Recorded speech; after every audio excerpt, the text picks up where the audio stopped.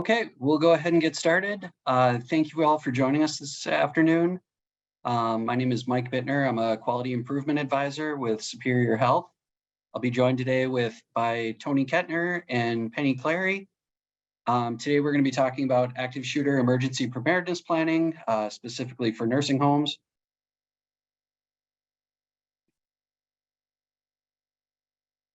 There we go. So just back up for just a second, very brief introduction about me. I was the active shooter coordinator for the North Dakota Air National Guard since 2014 up until last year when I came over to Superior Health. Since then, I've been a quality improvement advisor with Superior Health, primarily looking at emergency preparedness plans for facilities. Mostly we look at COVID-19 stuff. This hasn't been mostly focused on active shooter procedures, but we've looked at a couple of those as well. So our objectives here today, we're going to describe the components of a successful active shooter plan. We'll provide you guys with some resources. If you feel like your plan doesn't hit everything we're talking about, hopefully you can get it to where it needs to be. The goal here is to have you confident in your plan by the end of this. You know what you're going to be getting into, you know what you're looking for. We're going to identify the considerations for active shooter preparedness in nursing homes specifically. And then we're going to identify resources to develop a robust active shooter plan. And like I said, we'll be providing you with those resources at the end of the presentation. Also, the slides will be available for anybody who wants them. Tony has dropped the PowerPoint slides into the chat.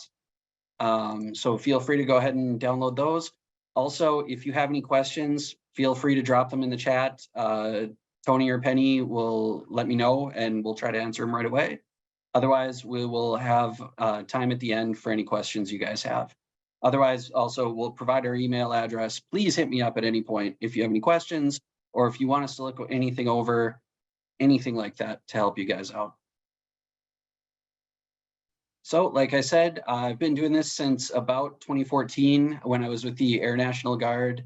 I was in charge of the active shooter plan for the Air Guard base in Fargo, North Dakota.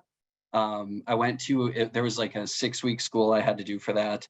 I also have a bachelor's degree in emergency management. My focus was on Homeland Security, which at the time was primarily looking at active shooter incidents. I've been studying this stuff for over a decade now. That doesn't sound right, but it turns out I'm old. But I've been studying this stuff for quite a while now. If you guys have any questions or need any historical context, I'll try to provide a little as we're going, but I won't get into it too much. We've only got an hour. You don't want to hear everything I have to say about this. So a quick definition of what an active shooter is. And keep in mind that the situation can change very, very rapidly, but an active shooter is when one or more people actively engage in killing or attempting to kill people in a confined and populated area. There's no pattern or method to their selection of victims. Sometimes an active shooter incident can start out as something else.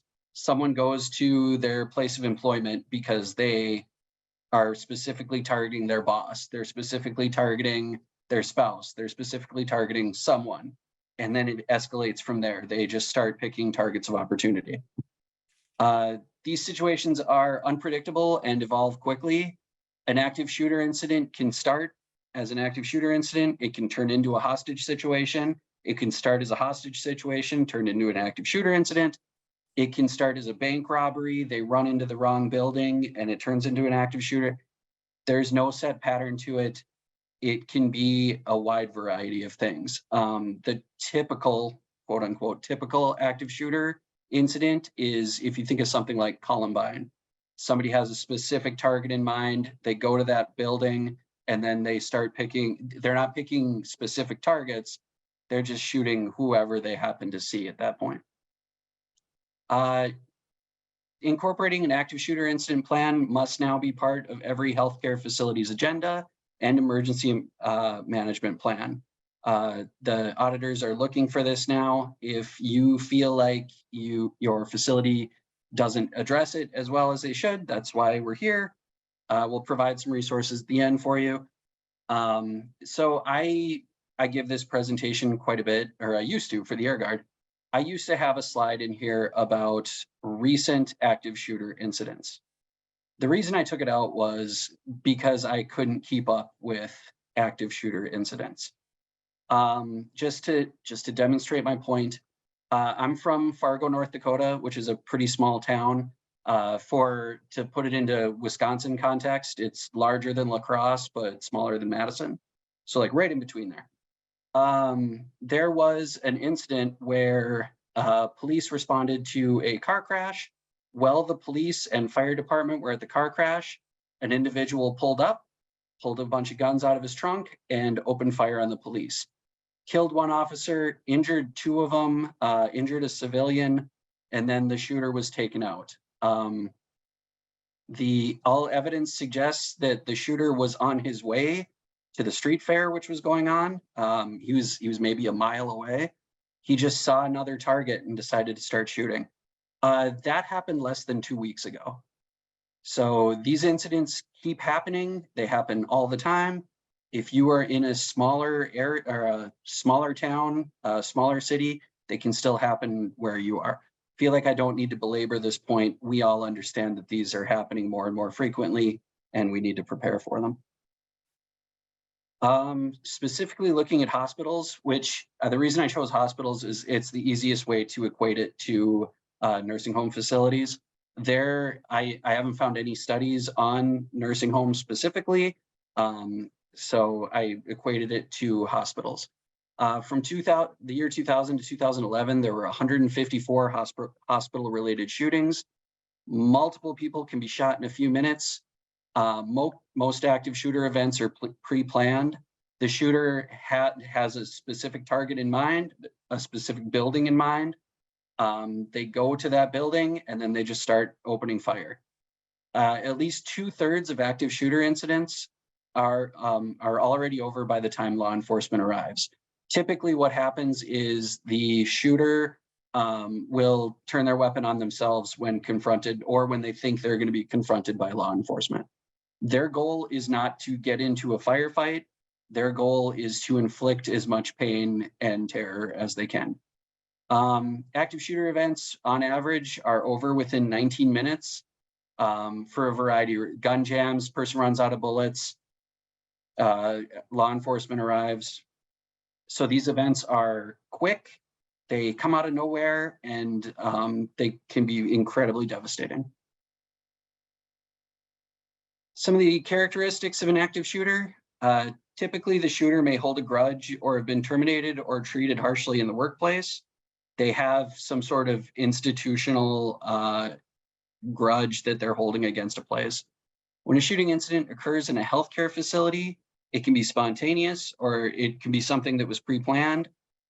This can happen. So what can happen, and we'll get into this a little bit, is the incident starts somewhere else. The individual runs from law enforcement, from the scene of the crime, from wherever, and ends up in a public building. And that's when the shooting starts. Because of the nature of your facilities, generally speaking, during the day, your facility is unlocked. It can be accessed by the general public because your residents need to get in and out of the place they live. If somebody happens to be running by and they're looking for a place that they can duck into, that makes you a target, even if they're not specifically targeting you. But typically it's because they're aiming at that specific building. So how do you plan for an active shooter incident? The first step is to develop an effective emergency action plan. Everybody here has used or should be using the all hazards risk approach when you're developing your emergency preparedness plan. You do the same thing when you're looking at your active shooter plan. When using the all hazards approach, if you're not familiar with it, you rank things by how likely they are and how much damage the incident is going to do. If you live in a place that gets floods all the time, your flood likelihood is very high, the damage it can do is very high, so you plan for floods. If you live in a place that doesn't have flooding, then the likelihood is very low, and then you don't plan for floods as much. The problem with active shooter incidents, because the effect would be so high, like astronomically high, like this is going to be a devastating incident if it happens to you. It's always going to be very high on your all hazards approach. That it's going to skew the metric enough that you have to have this in there. Also, it's mandated, so you have to have it in there anyway. This next one, identify internal and external risks that can be mitigated. This is going to come down to your individual facility. Can you lock your exterior doors? Do you have all glass exterior? Do you have hedges and things like that that obscure visibility? Do you have clear line of sight for when people are making an approach up to your building? How well you know your facility is going to, you're going to need to know your facility in order to better mitigate these hazards. And that's just going to come down to your specific facility. You're going to want to ensure all staff, residents, and resident representatives and local law enforcement are familiar with your plan.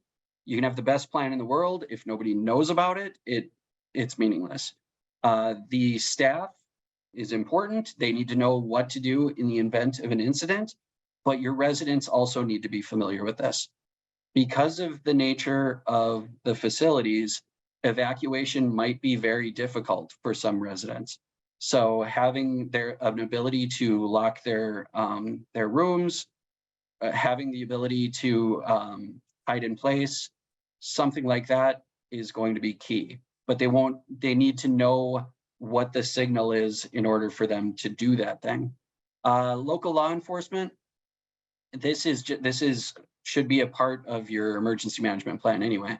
But this isn't just law enforcement, this is all outside agencies.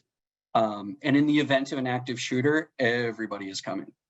Fire, ambulance, police, federal is going to be there shortly. But the more people you can let know in the event of an active shooter, here's what we're going to do. We're going to call a lockdown, lockdown, lockdown on the loudspeaker. Everybody is going to shelter in place, lock their doors, and that's what we're going to do. Then law enforcement knows to plan for that.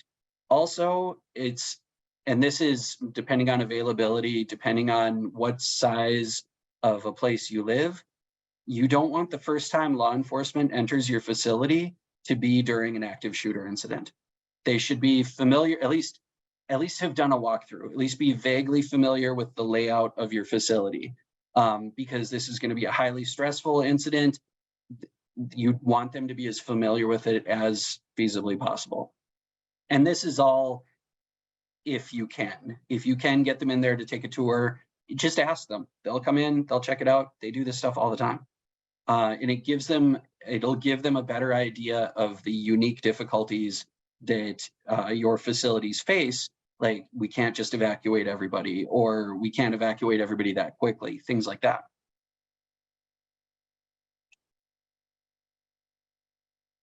Some of the components of an effective plan: you're going to have your risk assessment and vulnerability assessment.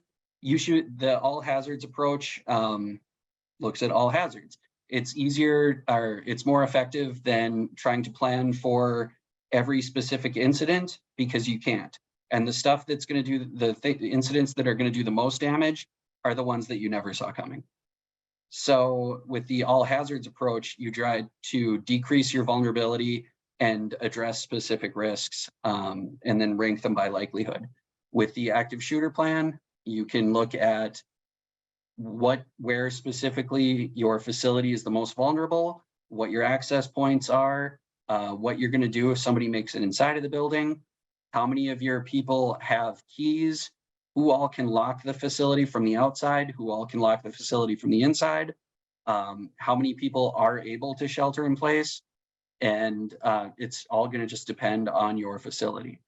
So knowing your facility, knowing the specific hazards is going to be key here. Your preferred method of reporting emergencies, you're going to want a couple of redundancies here. And this, again, is going to depend on your facility. If you have a loudspeaker, if you have an intercom system, something like that that you can make general announcements with. The industry standard is call out lockdown, lockdown, lockdown. That's what police, first responders, military, that's what they generally use. So if you use that, then anyone else who's in your facility that, Tony, did you have something? Yeah, I just wanted to make a correction. So in the in nursing homes, resident rooms cannot be locked. There's all kinds of kind of fire safety and code issues. So just to be Okay. clear on that, there's some confusion. So at that point, we're gonna get into, we'll talk about barricading during the event of, however, because you also can't have them evacuate quickly in most circumstances, it's going to come down to hide. You want to avoid fight as much as possible, but you're going to want to have a plan for barricading the doors or something like that. It's an emergency, so you're going to have to do what needs to be done. Your reporting methods, you want something internal so you can let everybody inside the building know, but you also want to be able to notify if anybody's out somewhere else, notify them that there's an incident going on so they don't come back, notify family so that they don't come visit, notify your other employees so that they don't arrive at a crime scene. This, especially with the families, you want to be aware of how much information you give out. This will be after the fact. You don't have to worry about it until probably after the incident is played out, but you don't want to let family know that there was an incident without telling them, without being able to tell them like your family member is okay, something like that. So with the external notifications, you can wait on those. Internal though, just you have to warn everybody in the building, give them their best chance for survival, have a plan for that. If it's a text blast, if it's some sort of mass notification inside the building, whatever it is, and you know your facility best. If all of your employees have walkie-talkies, cool, use that. Escape procedures and route assignments. Since you guys can't lock the facility or do internal locks, if you have, it's the same thing as a fire emergency route. Make sure your residents know in the event of an incident where they should go, how they should get out of the building. Or if there's someone in the hallway or they don't feel safe or they're unable to evacuate, to hide in place and stay in their rooms. Get out of the general assembly areas. You don't want to be caught in the hallway. You don't want to be stuck outside of a room or anything like that. Contact information for staff and residents. I know everyone has an issue with employee turnover right now. The rate is incredibly fast. So making sure that you have up-to-date contact information for all of your staff is essential. And it's a key part of your emergency preparedness plan anyway. So just make sure that you're checking to make sure that all of your numbers are correct. You have everybody's contact information. Same thing with your residents. If there's a lot of change over there, make sure that you're keeping up to date on how to contact friends, family, things like that. Emergency communication system to alert staff and agencies. Start with your phone and have a secondary method after that. Whether you're probably not going to have like a button you press. It's going to be phones, but have a landline, have cell phones, have multiple ways of contacting emergency first responders. Okay. So part of your active shooter plan, you need to make sure that you're addressing everyone's needs. You're going to want to look at your facility. Do any of your residents have hearing and vision issues? If they do, mass notification isn't going to work. Make sure that you have maybe a light flashes or some sort of signal similarly to your fire notifications. How do you let them know that a fire is going on? Same thing. Something to be aware of with an active shooter incident, because again, it's a different situation. There have been a couple of occasions where the active shooter has pulled the fire alarm, because what the fire alarm tells people to do is get out of their rooms and get into the hallways and then get out of the building. What they're trying to do is get everybody into the hallways. So you want a different signal than the fire signal, but you still need to address people with hearing and vision issues. Again, it's going to come down to your facility, but it's something that you need to be aware of. You have residents with mobility issues. They're not going to be able to evacuate on short notice. That's fine. Have them go to any room, really. It doesn't have to be theirs, but get out of, the main goal should be to get out of the public areas. People with limited English or no English proficiency, this is where signs come in. Signs with graphics are very helpful. And there'll be a couple of the FBI signs at the end here that tell people, if you hear this, hide in place. And it will help with with limited English or hearing, things like that. For your lockdown procedures, just a couple of things you're going to want to keep in mind. The procedures need to be easy to implement. It needs to be something you can do in a hurry. If it takes you 20 minutes to do it, the event is probably over by then. So you want to make sure that it's something that your people have drilled on, that they're aware of, and that they can do fairly quickly. If they get a notification, if somebody sees someone in the parking lot with a gun, here's what we're going to do. We're going to hit the alarm, and then everyone's going to get out of the common areas. We're going to evacuate out the other side of the building if able. We're going to whatever we need to do in that specific instance. The ability to lock down the facility in the event of an emergency, since it's going to depend on how many doors you have, who all has keys to the doors, you don't want somebody going around the building on the outside locking all of the doors. So what is the plan for if you have to lock down your facility? All staff, residents, and resident representatives need to be familiar with the process. Again, if you don't, you can have the best plan in the world. If people don't know what the plan is, it doesn't do you any good. So you need to make sure and include this as part of your orientation, and then your annual training, and then drill on it, have exercises, run an active shooter scenario every once in a while. You don't have to make it, you hear nightmare stories sometimes about somebody gets a little over enthusiastic and will run into their facility with like firecrackers and stuff, trying to freak people out. Don't do that. We're running this exercise so that it's a crawl, walk, run. Like, plan for it, run an exercise, and then you can ramp it up a little bit, but try to be realistic and keep in mind that this is a learning opportunity. You're just trying to get people thinking like, here's what I will do in the event of this. Your goal is not to panic people. And again, the likelihood of an active shooter is very, very low. So hopefully you never have to do this. Multiple staff members should be able to initiate a lockdown. Again, this comes with employee turnover. Active shooters don't work 9 to 5. So you can't count on, we'll have a full staff, we'll have a front desk working, we'll have somebody who can press the button, and we'll have somebody who can lock all of the doors. If it happens at 3 o'clock in the morning on a Saturday, you still need somebody who can initiate that lockdown. You need multiple people who can do this. People who are going to be there on your off hours, weekends, nights, holidays. It should be, you want a deep bench with this. It should be something that a lot of people can do.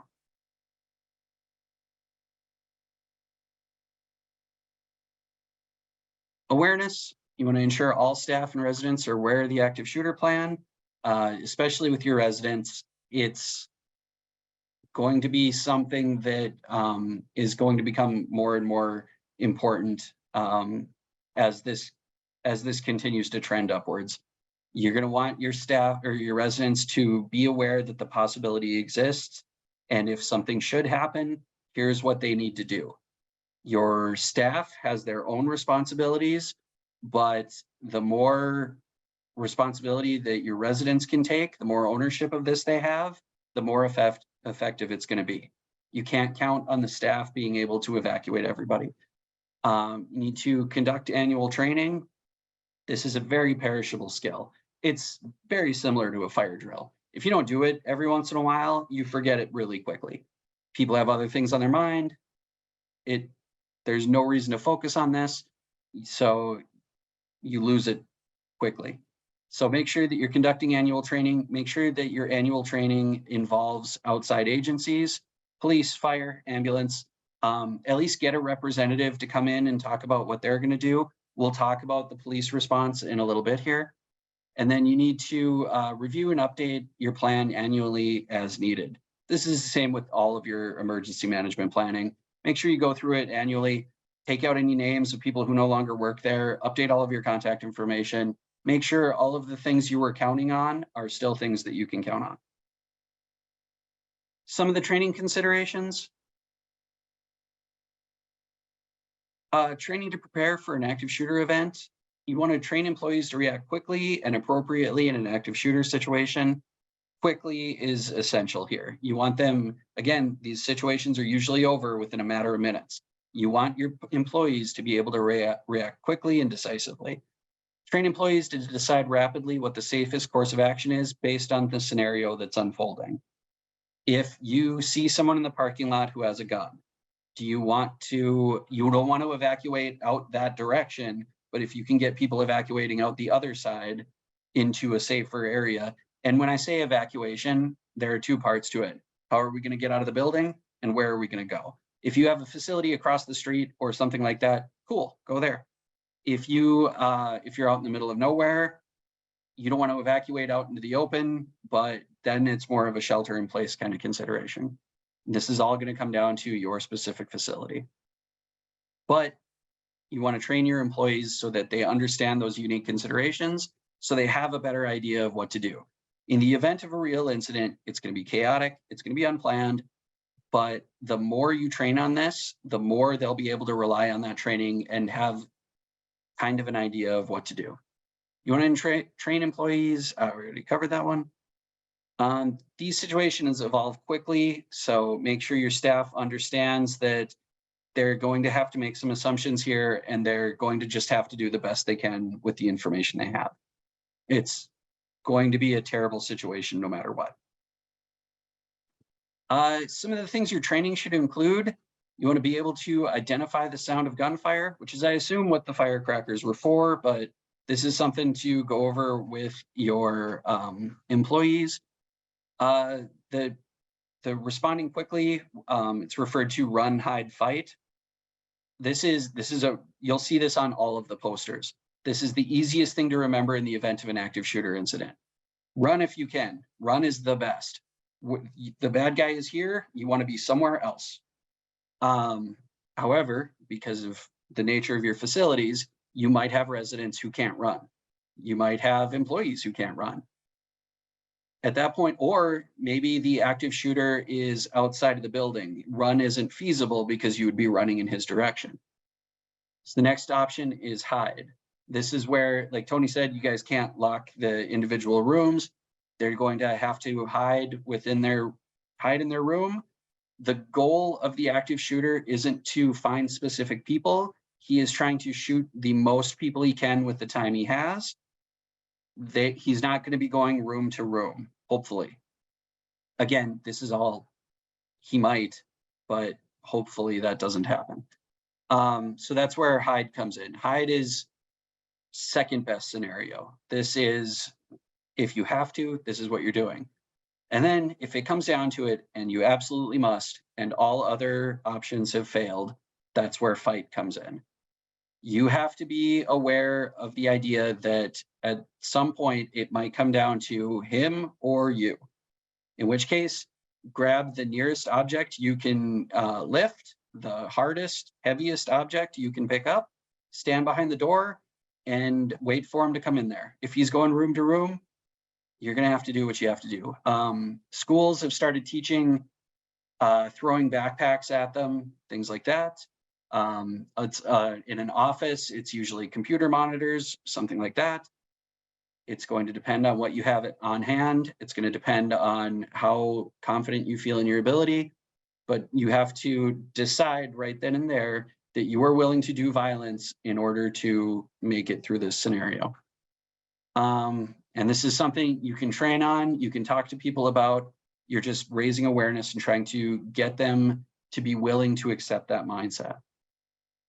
The awareness of evacuation procedures and routes, this is a key component of your disaster plan, no matter what. But if you call for an evacuation, do people know where to go? If you sound the alarm, do they know which route to take? Things like that. Calling 911, you guys are all first responders. I don't think I need to harp on this too much, but very first step is get help moving, get someone else on the way. Reacting when law enforcement arrives, this is very important. When law enforcement arrives, this is going to be a very stressful situation. The bad guys don't wear signs. It's very difficult to determine who the shooter is. So if you do find yourself evacuating in your building, you're going to want to approach the police with your hands out and open. Out and open means you're not a threat. You don't have a gun on you. It's fine. They're probably going to put you on your face regardless, but that's just for their safety.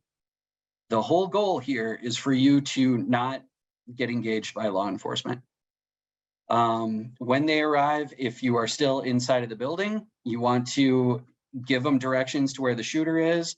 They are going to brush right past you, brush right past anybody who needs medical aid. They're going to go straight to the shooter. They're trained to go directly to the incident and neutralize him as quickly as possible. First aid will come after that. Triage will come after that. First goal is for them to move as quickly as they can to where the incident is happening. If you can tell them where that is, great, but mostly just keep your head down, keep your hands up, and make sure that law enforcement doesn't perceive you as a threat.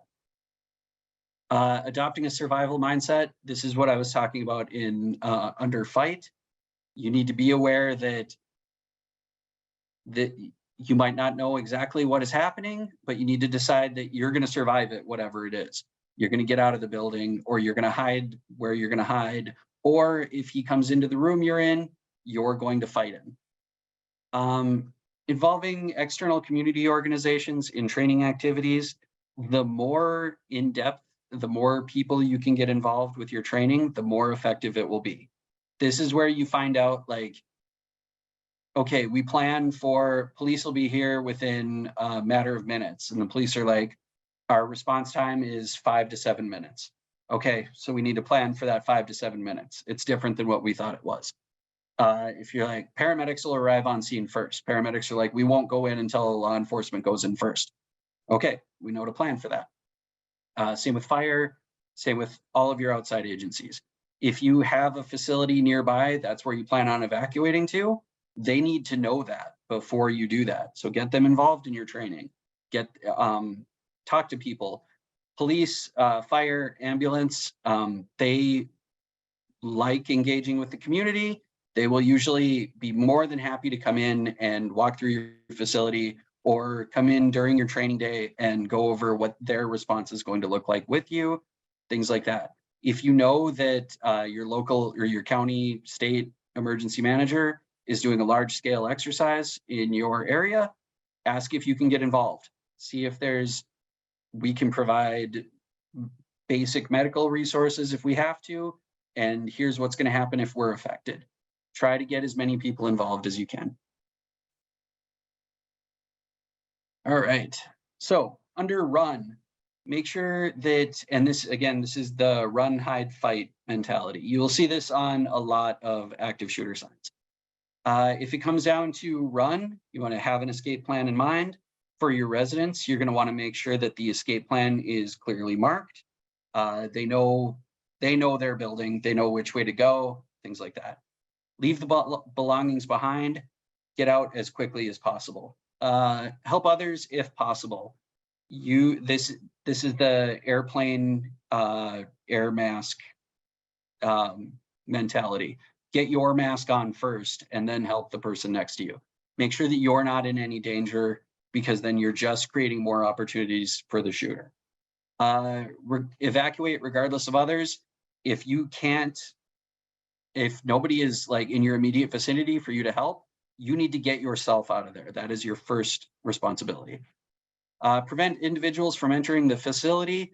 family, friends, whoever, if they're trying to get inside, there is an incident happening, you need to prevent them from doing that. And then law enforcement will arrive, law enforcement will prevent them from doing that. Do not move wounded people.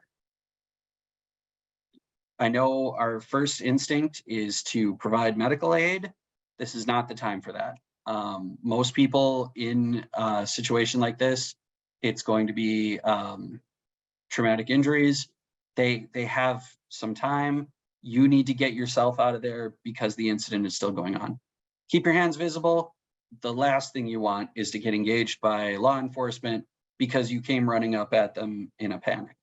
Follow law enforcement instructions. Those instructions are usually going to be get down, get down, get down. But if they have a perimeter set up, they might move you out to that perimeter. Once the situation is over, they're going to clear the building. They're going to pull everybody out. So just listen to them and follow instructions. Hide is your second best alternative. If you can do this, your hiding spot should be outside of the shooter's view.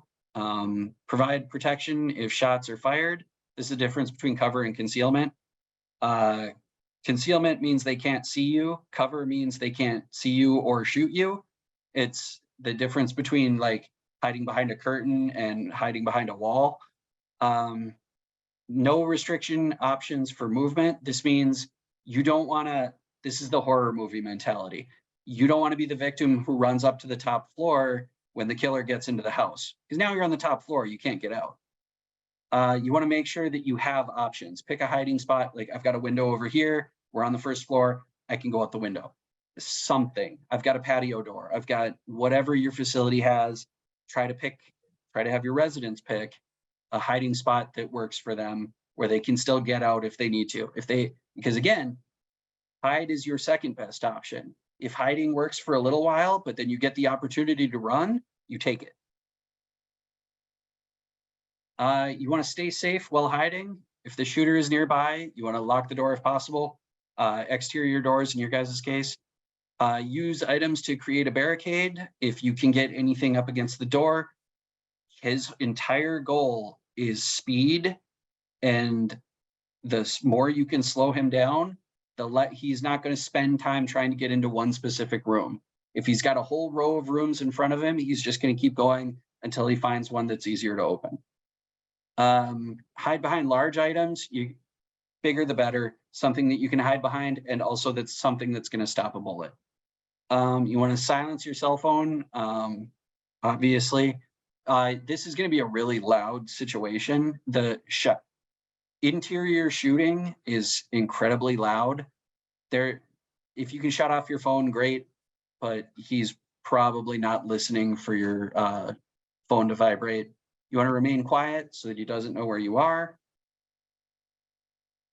And then if hiding doesn't work, if the shooter has gained access to the room you were in, as an absolute last resort, you want to behave as aggressively as possible. Again, most active shooters are not looking to get into a fight. That's not what they're doing at all. Their goal is to get as many victims as possible. They see themselves as the aggressor. If you can take that away from them, if you can distract them, if you can throw them off their game even a little bit by screaming at them or running at them or throwing things at them, great. The more flustered they are, the harder it is for them to reload, the harder it is for them to operate their weapon, the easier it is for law enforcement to come and neutralize the suspect. Throw items and use improvised weapons. Anything you can pick up, anything you can throw, you're going to want to do it. Work together to incapacitate the shooter. If you have several people in a room, talk out a plan, figure out what you're going to do, and then commit to your actions. You have to decide right there that you're going to go until the incident is over. If you hit him once and he falls down, keep hitting him. You got all day. Just keep going. You have to decide that when you start. All right, law enforcement's role. Just a little bit of context on this. This has been kind of standard since Columbine. what happened with Columbine, one of the reasons it was so devastating is because there had been active shooter incidents before that, the I Hate Mondays girl, things like that. But with Columbine, the police didn't know what was happening. So they did what they had been trained to do. They arrived on scene, created a perimeter, and didn't let anybody in or out of that perimeter. Problem with that was the shooters were inside the perimeter with a host of targets and just walked around for over an hour, just plenty of time on their hands.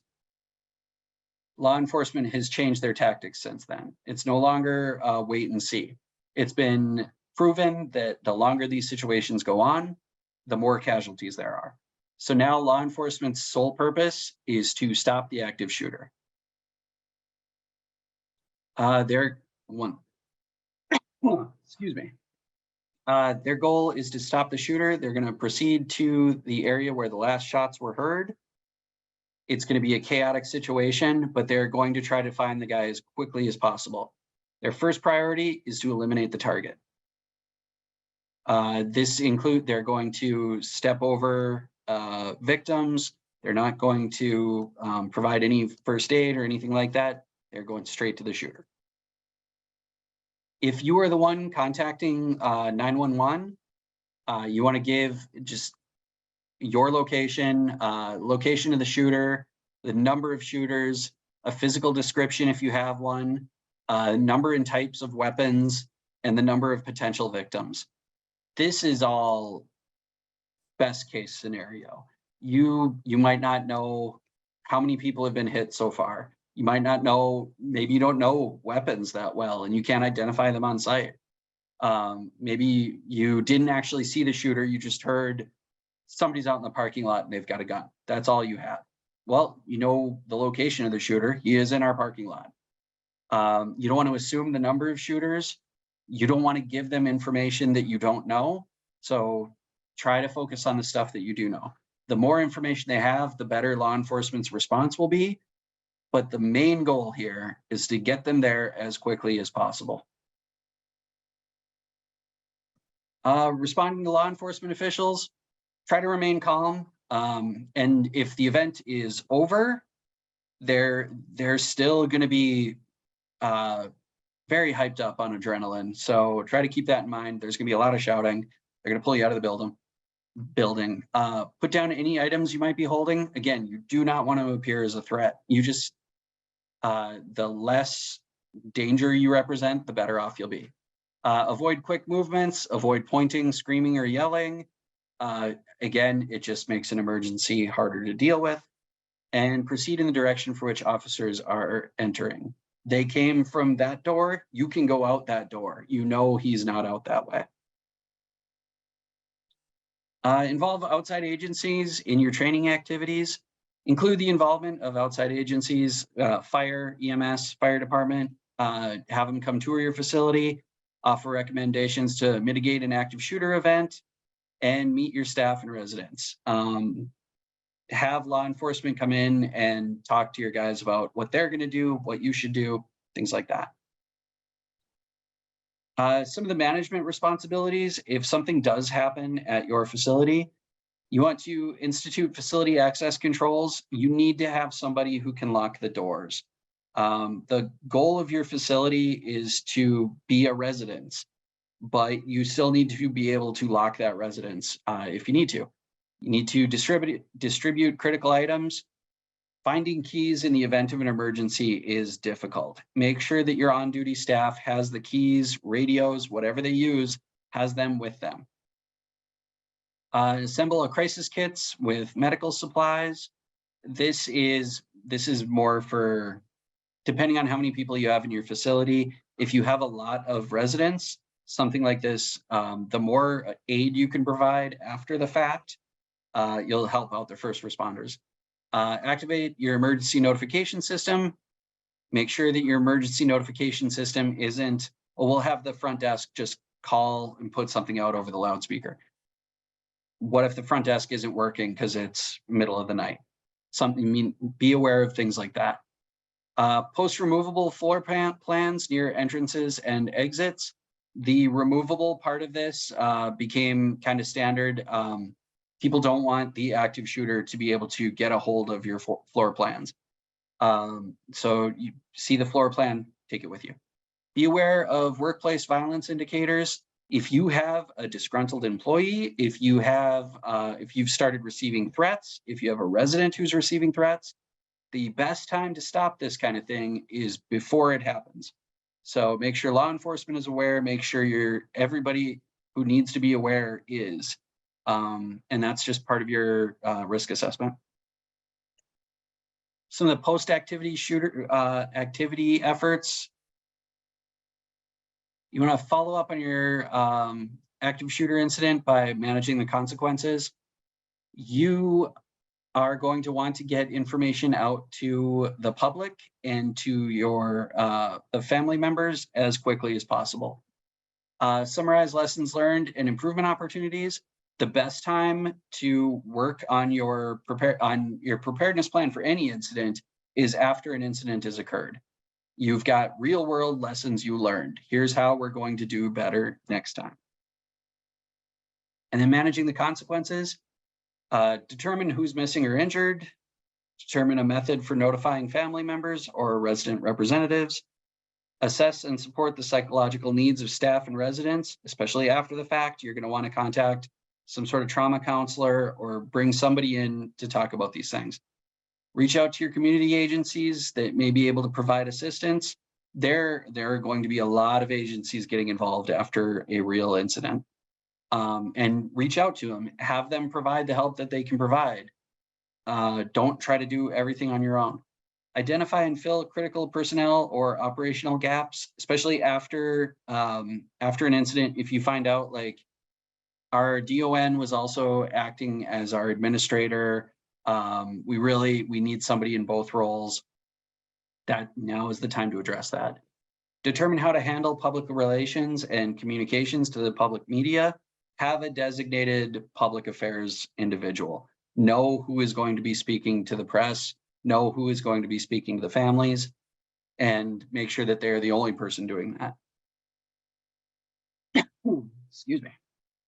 Some of the lessons learned, these are from other incidences. Document your response activities. I know we all know if we don't write it down, it didn't happen. This includes an active shooter incident. Write down what happened, write down what you did, write down what went well, write down what didn't go well. Identify successes and failures. This is an imperfect process, except that you're going to do things wrong, because there's never one right answer. But figure out what went wrong this time and how you can do better next time. Provide analysis of existing plan effectiveness. Did it work? Did it not work? Document plans for improvements. Make sure that you keep your plans up to date.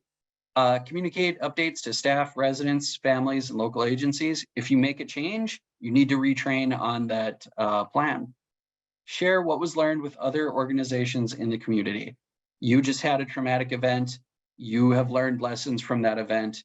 Use those lessons to make other facilities better. Use those lessons to make other organizations in your community better. Use those lessons to educate other people so that they don't have to go through what you just went through. You learned it the hard way. You can teach other people so that they don't have to. Okay. Did anybody have any questions? Yeah, yeah, Mike, just a comment, and maybe others can weigh in on this. So in the nursing home, it's a regulation that the floor plans have to be posted with all the exits marked and all that kind of thing, from a fire code perspective.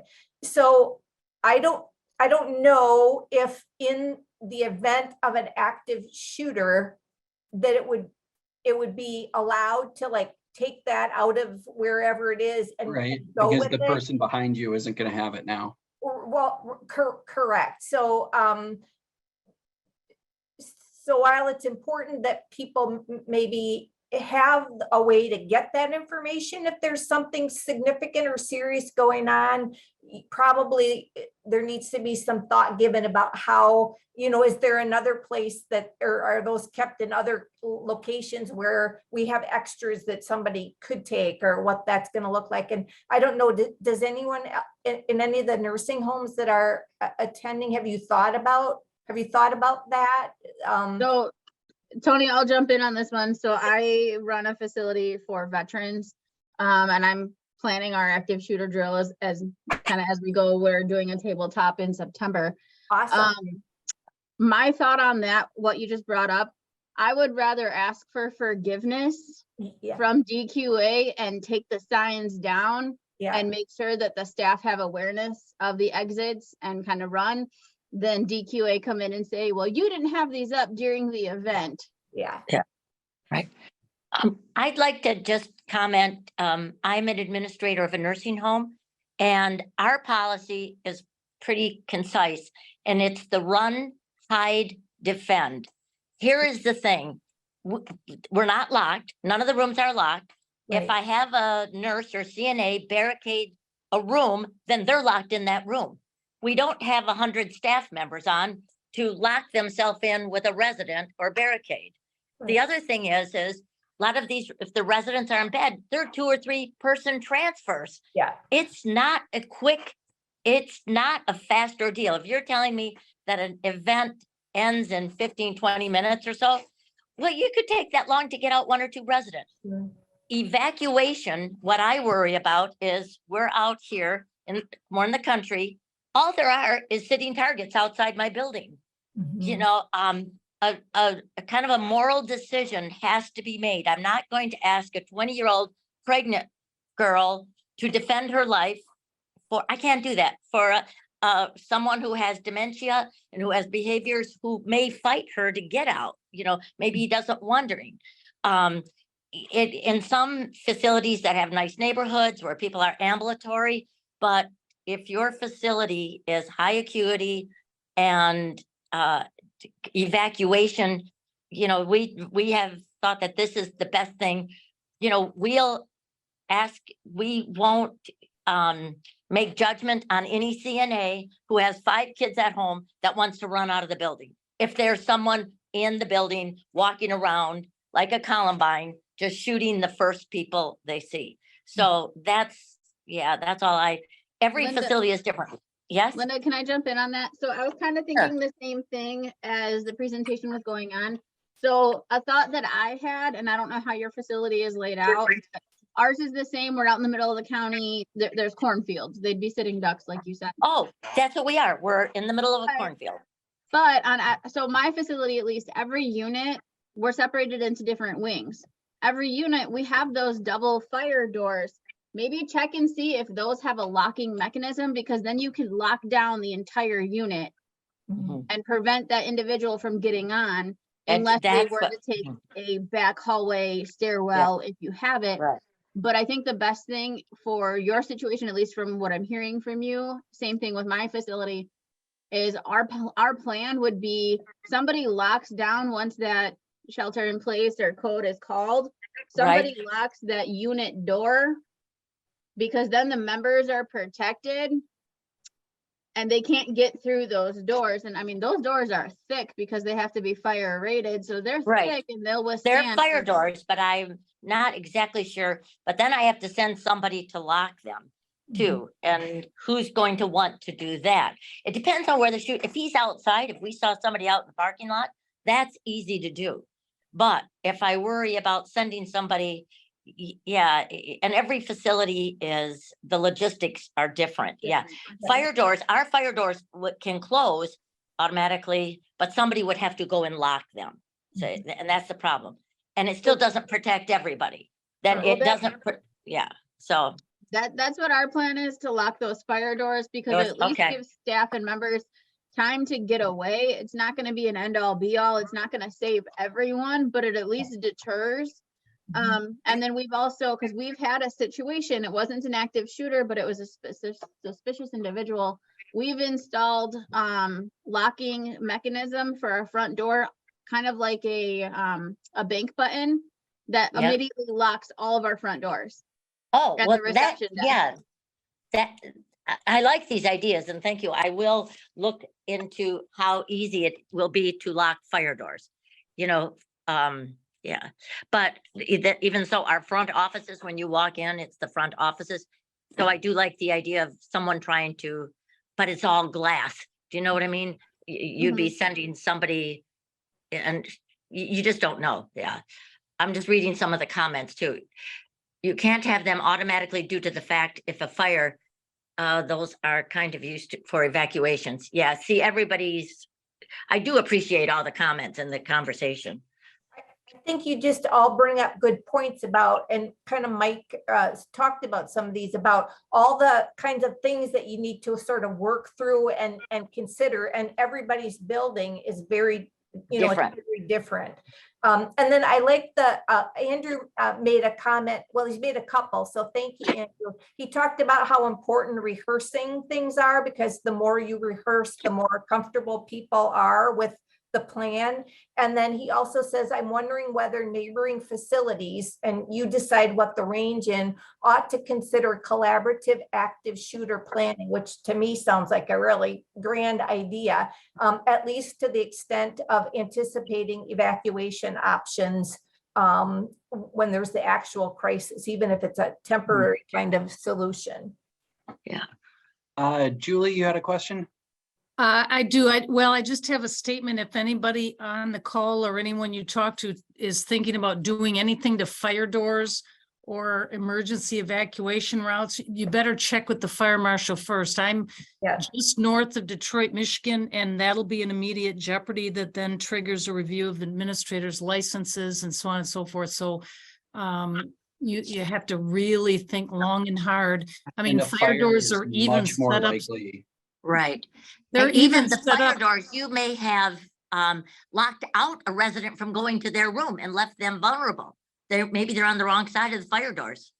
You know, I mean, even we the have- handles on fire doors are not on the same side, so you can't put a chain in them real easy to lock. Even if you have like we have closed units because of COVID, we can't even lock those closed units down. So, I mean, a shooter could come in and take a nap this afternoon and get up after we're all gone out of a, you know, I just caution before you do anything with the fire. And I'm pretty sure fire doors are designed so that you can't lock them. Right. The whole Yeah. point is to keep the fire from, and I get the urge because they're big, heavy, secure doors, but I will say first off, I didn't know there were so many facilities in cornfields, but for the guys that Literally. for the facilities that are more rural like that though, you get there's some drawbacks. Law enforcement is going to have a harder time getting out to you. There's nowhere to evacuate to. However, you don't have to worry about something happened across the street. The shooter ran into our building. He wasn't specifically targeting it. So there are other, you take the good with the bad. There's drawbacks to any location. So don't feel like yours is particularly vulnerable, but you have to work with what you have. So, and then just very briefly, sorry, you can't ask CNA to put themselves in jeopardy. That's not their job. The trauma response team that's going to come in after an event is going to talk to everybody about survivor guilt. Nobody is responsible for what happened or who got injured besides the shooter. They're going to make sure that, or they're going to try to make sure that everybody understands that. Penny has a comment. Yep. I do. And I agree with you, Mike, and what you just said. I was involved, I'm a nursing home administrator as well, and attended another active shooter training quite some time ago. And it was with a gentleman who had been involved in investigating some of the Columbine shootings and some of those larger type shootings. And he's, you know, his point kind of was that during those traumatic situations that happen like that, you don't know exactly how people are going to respond. Mm-hmm. So whether or not you don't necessarily ask somebody to put themselves in danger and harm's way, but you're going to naturally have some people who go after that person and some people who go away from that person. And I thought that was a really interesting point that he had. And we kind of joked in our front office at that point, because I would likely be someone who would go after that person, not thinking about it, where the other ones are like, good, I'm glad you would do that, because he referred to it as like a sheep and a wolf or something like that. He used an animal analogy of some sort. But I think that during those times you see a different side, not that anyone's expected to put themselves in harm's way, but some people will react differently than others in those types of situations. Okay, thank you. We got just a little bit of time left here. If you guys do have any further questions, please email me. My email address is on the slides here. I will get you an exhaustive amount of information on this stuff. I love this stuff. But if you have any questions, or if you want somebody to look over your active shooter plan or anything like that, also, I've got our references here. This is where I pulled most of this information from. Some of the planning, we've got the option for you to have your emergency preparedness plan reviewed by myself, Penny, Tony. We've got the link here to submit it. We do have a couple of upcoming events. These are all free. There's the nursing home exercise design and evaluation series. That one's starting in August. That'll be how to plan your training events. And then after that, we have the virtual tabletop emergency preparedness exercise. This is a remote opportunity to jump on and run a tabletop exercise. This will count as one of your annual exercises that are required. Tony, did you have anything else about those? No, I don't think so. Thank you very much, everybody, for joining us today. Good conversation. Yeah, thank you guys. All right, everybody, have a good evening. And please, again, feel free to email me if you have any questions.